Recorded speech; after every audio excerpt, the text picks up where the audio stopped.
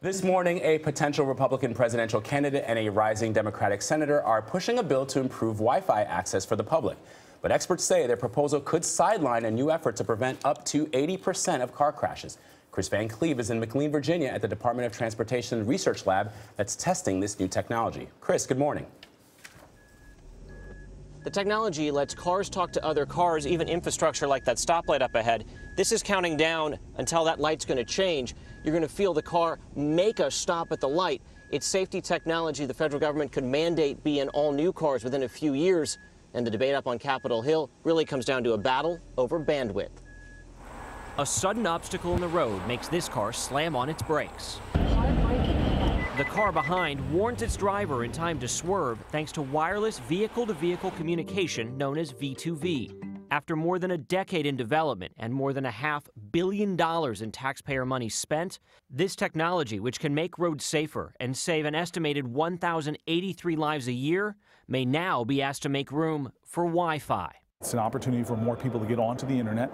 It's an advantage for disadvantaged people who don't have access to get public Wi-Fi.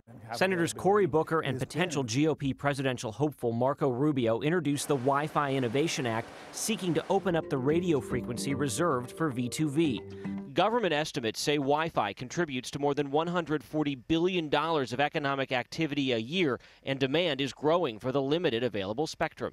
We're making sure, first and foremost, the safety needs of the auto industry will be met, while also giving more opportunities for more innovation, more job creation, more economic expansion, and more fairness in terms of accessing the internet.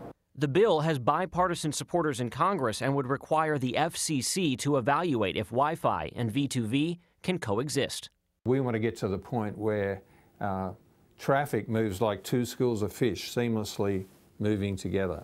Dr. Peter Sweatman has been working on the technology for 5 years and is now asking Congress not to pass the bill, fearing it marks open season on V2V's bandwidth. Our concern is that any other traffic within that spectrum could potentially block one of these important signals. We don't want to be in a position where some other use of the spectrum for transmitting a movie or something is going to have to be stopped so that our signal can get through.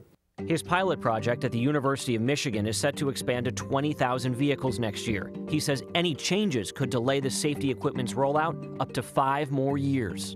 We are in the fourth quarter, very close to the end zone with this technology, and so any change like that would be disastrous. The Department of Transportation says this accident, which injured a pedestrian, could have been prevented by V2V. And the National Transportation Safety Board says the technology could have prevented this fatal 2012 school bus accident in New Jersey by warning the bus driver of the oncoming truck before the crash.